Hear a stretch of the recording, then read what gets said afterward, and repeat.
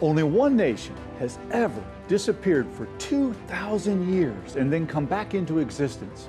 From its beginning, Israel has fought for its freedom, a parallel in many ways to the challenge confronting our own country today. Welcome to Freedom Alive. Israel is truly a land of miracles. Destroyed by the Romans in AD 70 and its people scattered. Then, just as God foretold in the book of Isaiah, this nation was reborn in one day on May 14, 1948. No nation has ever disappeared for 2,000 years and then come back into existence. And our special guest, Samuel Smadja, a messianic pastor and business entrepreneur, will help us experience this incredible nation on today's program. I'm joined again by co-host Matt Staver from Liberty Counsel, and Matt, from the Sea of Galilee to the Jordan Valley to Jerusalem to the Dead Sea and the southern desert. God has a special place in his heart for Israel and the Jewish people. Of course, Jesus was born in this tiny nation that's only about the size of New Jersey. And the Bible tells us that he's coming back in the Holy Land. This is an incredible experience to travel to Israel. Some people travel through Israel and they might have a museum experience. They see rocks and trees and interesting places. But when you really dig down into the spiritual and the biblical history, the land comes to life, and it's unlike any other place that you've ever experienced. We've had the pleasure of taking many people to Israel. And every time that I go and speak or teach on these various sites, I learn something deeper for my own spiritual walk. It is unlike any other place literally on the planet where perhaps you've gone there, it's nice and it's interesting, you maybe go back if you needed to, but no big deal. Israel has a draw like no other place, and it's not just because of the rocks and trees, it's because of the historical nature, God's design regarding Israel in human history. And of course, this is the roots of our Christian and Judeo-Christian faith. Up next, Matt's interview with Samuel Smadja.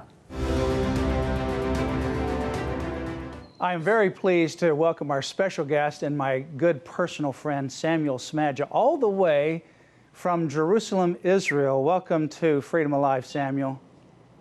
Shalom, shalom to you, Matt, my friend, and shalom to all our friends around the world. Now, what we're seeing right now is not a green screen. That is actually the Holy City right behind you, the studios that you are broadcasting from, the TBN studios in Jerusalem. Literally, you're that close to the Holy City. Yes, just behind me is Mount Zion, Mount Moriah. What you see is not a green screen. No, it's not a green screen, as you said. Well, you know, your grandfather was one of the casualties of the Holocaust. And your father was a Tunisian Jew that was challenged by someone to just read the scriptures to see whether Yeshua is really the promised Messiah of the scriptures. Tell us about his journey of faith, and then I want to bring it up to you and what's happening right now with you and what's happening in this incredible land of Israel. You see, Matt, my grandfather was, like you said, in Tunisia, North Africa.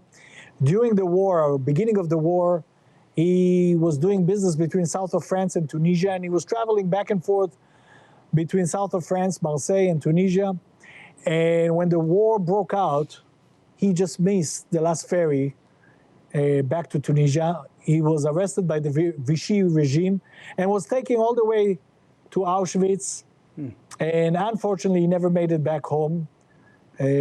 Towards the end of the war, the famous march, today they call it the March of the Living, but the March of the Death, the Germans, the Nazi Germany, they could not kill them as fast as they wanted, so they made a march from the camps, and my grandfather just didn't make that march, and he fell.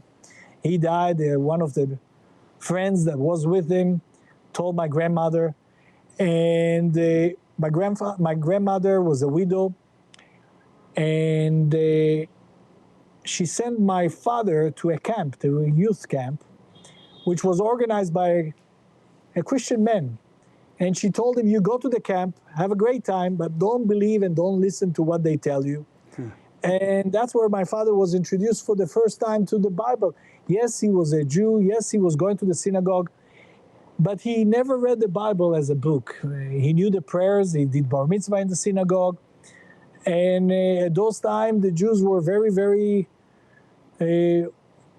traditional. They would go to very orthodox, you can say. And as a young man, my father read the Bible.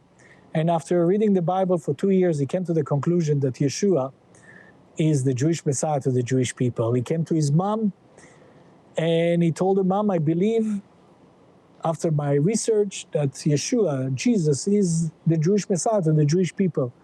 For my grandmother, that was not good news, because for her, to her understanding, it was Christian that killed her husband. Because let's be honest, there was a cross everywhere in the camps. The German had on their belt a cross, and so for her, everything that has to do with Christ, everything that has to do with Yeshua, with Jesus, had to do with Jewish persecution and murder and so on. So she took him. She didn't know what to do. She took him from one rabbi to another, and one rabbi told him, you believe that Yeshua, that Jesus is the Messiah, because you read the Bible in French. If you would read the original text in Hebrew, you would understand that Jesus is not really a Jewish option. My father immigrated to Israel in 1956 and studied Hebrew, and not only came to the conclusion that Yeshua is the Jewish Messiah, he also came to the conclusion that he has to bring a Jewish Messiah to the Jewish people. Wow. When you went to war, and you were in the Lebanon war, you had a crisis of faith. Even though you were raised by a father who was a pastor who started the first congregation. Tell us about that and what your experience was while you were in the IDF, the Israeli Defense Forces. Yes. You see, Matt, growing up in a Jewish messianic family, you ask yourself again and again, maybe my father did a mistake. How come? You see, when I grew up, the number of Jewish believers, the number of Messianic Jews in Israel was very, very small. I remember my father was doing summer camps for kids. From first grade to 12th grade, we were only 30 kids. So growing up, I was asking myself, maybe my father did a mistake. Maybe what we know is not really the right thing.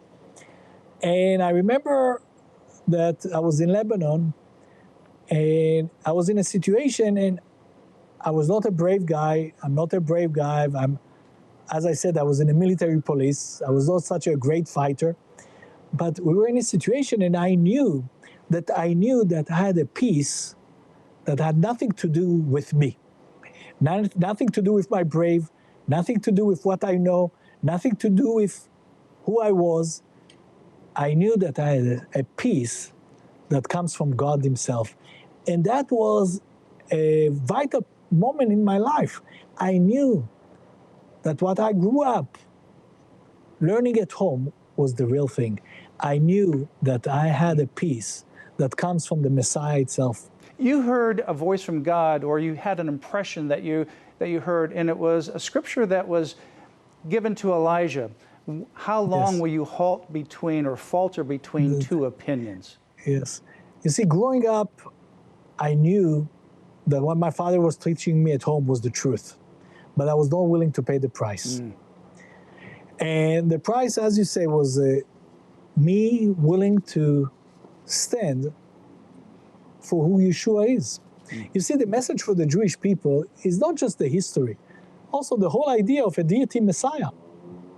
The whole concept of the Trinity is a very strange concept for the Jewish mindset. Believing that God appears on earth in flesh and blood. You know, John talks about in the beginning was the Word was with God. This whole concept is a very strange concept for the Jewish mindset. And when you come with that message for the Jewish people, the whole concept of a suffering Messiah, maybe we're wrong. So I had to research. After I knew for a fact I had to really research for myself, and in rabbinical literature, in the Old Testament, and find, I wouldn't say proof, but find evidence that God reveals himself in flesh and blood. Yeah.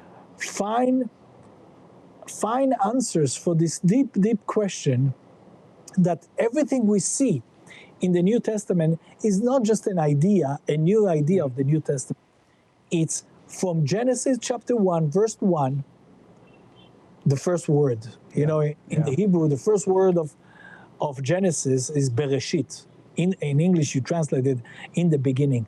But already in the first word of Genesis, God revealed, and he said, Bar Ashit, my son I put forth, in the Hebrew. The meaning of Bereshit in Genesis chapter 1 is God is revealing the plan of salvation. He says, I'm giving my son to the world. So I had to do my research. I had to study for myself in order to defend my faith, first of all for me, but also to my Jewish people, in order to be able to bring a Jewish Messiah to the Jewish people. Well, and then fast forwarding, as you got out of the IDF, that training that you received in high school and the other experience after, you founded Sarel Tours, which is now the largest Christian tour operation there in Israel. And we, Covenant Journey ministry that we founded, and you serve on the board now of Covenant Journey, bringing people to Israel. We work with you, and you have an amazing ministry by bringing thousands and thousands of people from around the world to Israel. But when you started it, you got some opposition from some of the Orthodox community that wanted to put you on a blacklist because you are messianic. And they wanted to literally blacklist you so that none of the hotels would work with you. But you stood for that, you worked through that, and God has continued to bless you in an incredible way. And then obviously you're the director of the TBN, so you're actually doing the broadcast right there, the TBN studios in Jerusalem, right there in Israel. You're director of Israel TBN's operation right there, and this is coming directly from the studios where you see the background. Let's talk about some of the aspects of Israel. Israel's an incredible place. And you bring so many people there, and we have had the opportunity to know you and understand your heart. What is so different or special about Israel? What do you want people to know about the Holy Land? I think the most important thing that people, when they look on Israel, they have to know that if God was faithful with Israel, if God kept the promises to the people of Israel, God will keep his promises to you. When you look on Israel and you see the return of the Jewish people, it's a miracle.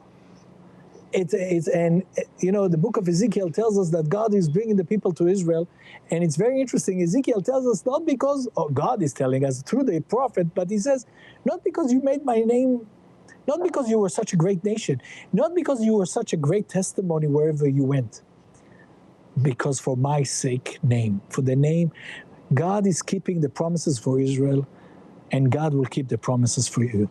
So let's take our people through Israel, so to speak, on a very quick tour. And let's begin in the Galilee. I always love to begin there because that's where Jesus did most of his ministry before ultimately going down to Jerusalem for the final time where he was crucified. Now we're in the Galilee. Tell us a little bit about some of the sites there and the meaning of some of these locations.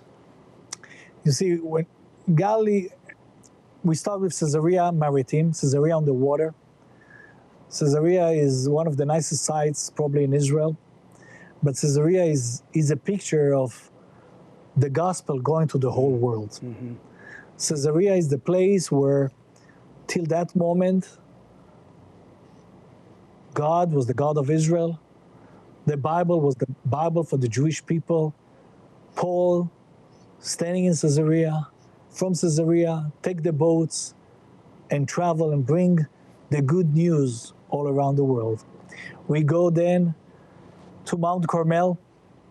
We mentioned the story of Elijah and the prophets of Baal,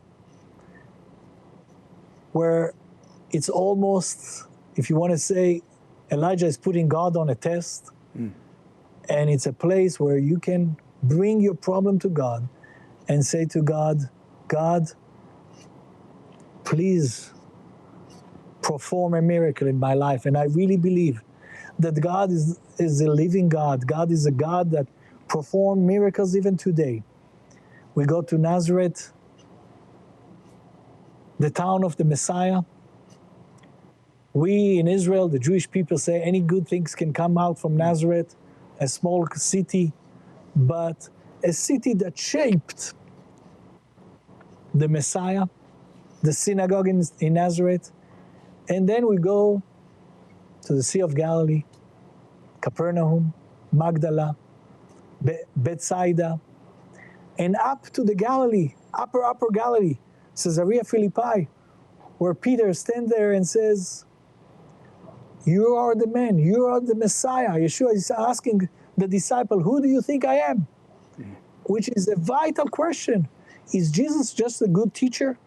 Is Jesus just a rabbi? Or is he really the Son of God? And I can tell you that even when Peter said that, I'm not sure he really understands how deep what he said.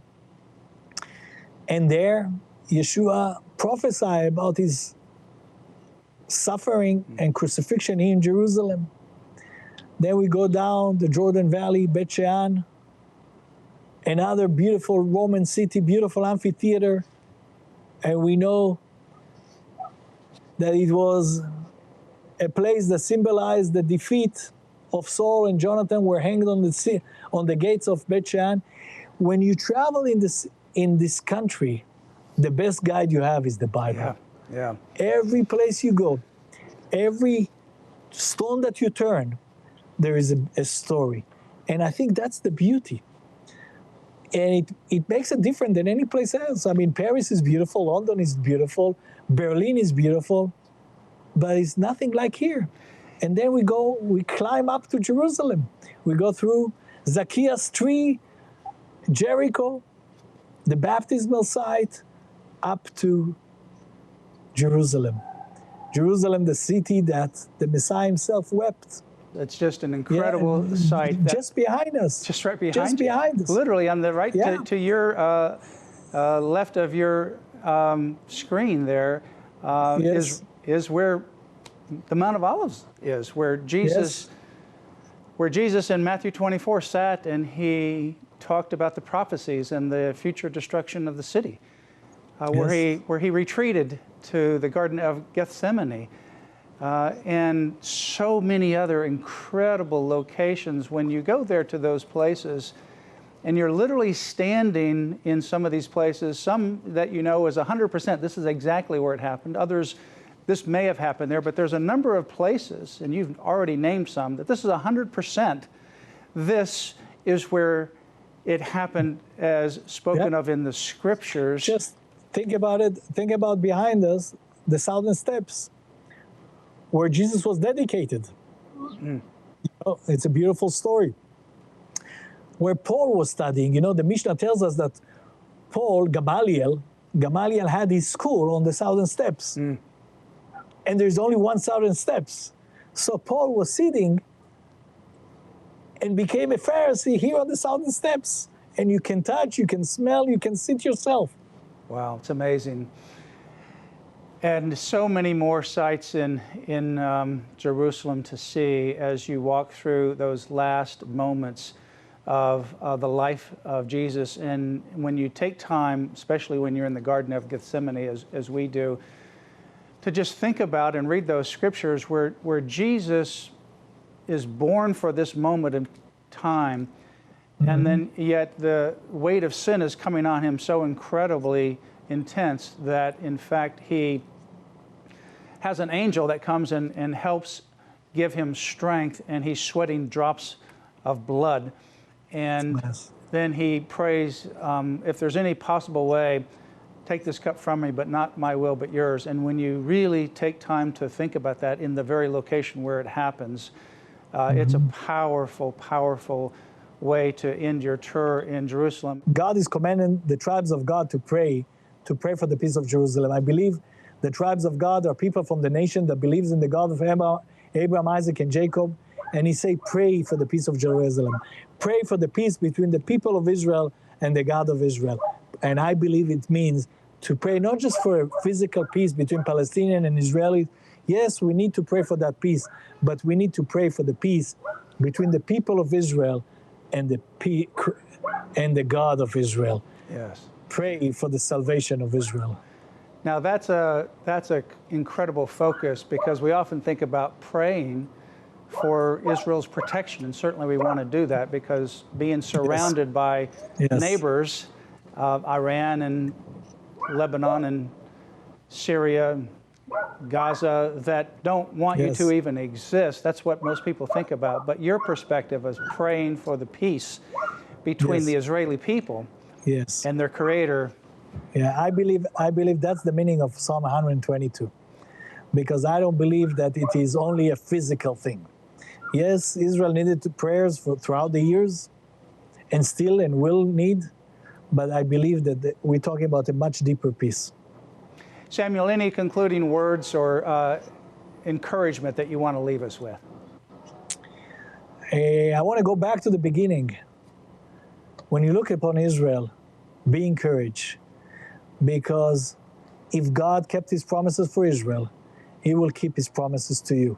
If you're watching us today and you think you're not good enough, if you're watching us today and you think you didn't keep everything you wanted to keep, or you're not pleasing enough God, and you didn't reach to this high level where your pastor is telling you, if you're watching us today and you fell in sin, God wants you to come into his arm and lean on his promises and lean on his forgiveness, and know that God loves you and he will keep his promises the same way he kept the promises with the people of Israel.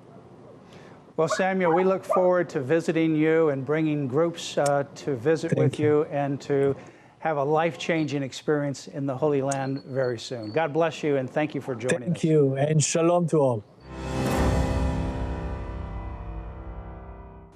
Matt, my takeaway from that interview, trust in God.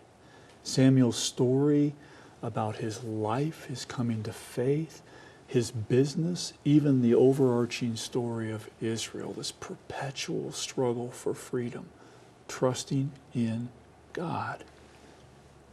Well, we actually bring Samuel to many of our trips, particularly the ones with young people, and he has an opportunity to speak with them. And he has an incredible perspective, being a messianic Jew living in Israel, being part of the messianic community in Israel, and being a businessman as well, to be able to share scriptures and faith and strengthening your faith. And even when I asked him, how should you pray for Israel? Most people think what I mentioned, and that is pray for the safety of Israel, because it has a lot of enemy nations that surround it that want to literally wipe out Israel.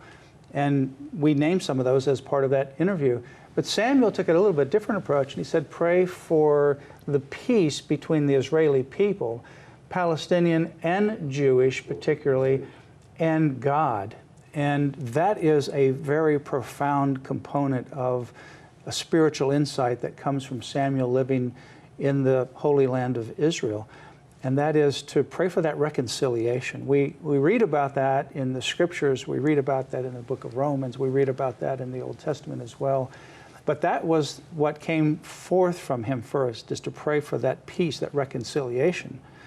Because even though you have a nation that is the Jewish nation in the world, most people in Israel are not believers in God, let alone in Yeshua as Messiah.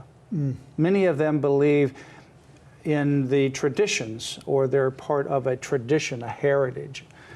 They're part of a genealogy, if you will. And some of those are secular. The majority of them are secular Jews. Then you have the Orthodox, ultra-Orthodox Jews. And then you have different kinds of faiths, including those who are Jewish that believe in Jesus. And those individuals sometimes face a very difficult situation in Israel, where they have different kinds of resistance from multiple sides, including other Jews. So his perspective, I think, is quite interesting and very profound. It was amazing to be able to bring the location to our viewers of Freedom Alive, right? I loved what Samuel said, when you travel in this place, the best guide is the Bible. It's incredible. The Bible comes to life even in that scene. It wasn't a green screen. You saw the bird fly. You heard the neighbor dog, barking. But you actually see the holy city that's not very far from that actual studio as Samuel is out there on that platform. But he's right. The Bible comes to life. I can't really explain what happens, but in the way that we take people to Israel, opening up the Bible on these different locations and having the opportunity to actually read the scriptures as they actually occurred historically, like when Jesus asked his disciples, who do people say that I am? And they say, well, you could be this prophet or that prophet. Who do you say that I am? Well, you're the Messiah, the Son of the living God. And Jesus says, flesh and blood did not reveal that, but my Father who is in heaven. And then a few days after that, he goes to the Mount of Transfiguration, and Moses and Elijah appear there with a couple of the disciples, and Jesus is in the midst of them. And that all happens in that location where we take you. And then when you go down to Jerusalem in those last days, that last week particularly of the life of Jesus, it's so powerful and moving. Literally, when you open the scriptures again, you will never see the scriptures again. Your Bible is not only your guide, but the Bible literally comes to life. We have a saying, and it's not just a marketing saying, and that is the journey begins in Israel and continues for life. And it really does. It's a transformative experience that lasts with you for the rest of your life. For those of you at home, we just want to encourage you, trust in God. One of the things that Samuel said, if God will keep his promises to Israel, God will keep his promises to you. I know that sometimes it seems challenging in our lives, in our country. At this time, there are so many lessons about this story that we can learn from Israel and from this time together with Matt and Samuel. So trust in God.